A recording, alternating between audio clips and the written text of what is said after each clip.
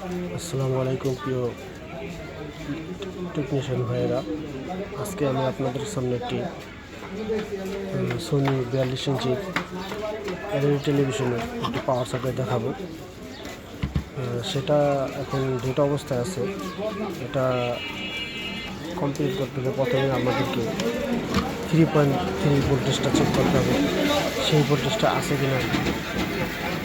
যদি না থাকে তাহলে প্রথমে আপনাদেরকে এই আইসিটা অর্থাৎ MIP2S2 এই আইসিটা চেঞ্জ করতে হবে। যদি এই আইসিটা চেঞ্জ করার পরে আইসিটায় ভোল্টটায় 3.3 চলে আসে, তাহলে সেই 3.3 থেকে পাওয়ার অন ভোল্টেজের সাথে 10K একটি রেজিস্ট্যান্স দ্বারা শর্ট দিলেই আপনার পুরা ভোল্টটা চালু হয়ে যাবে।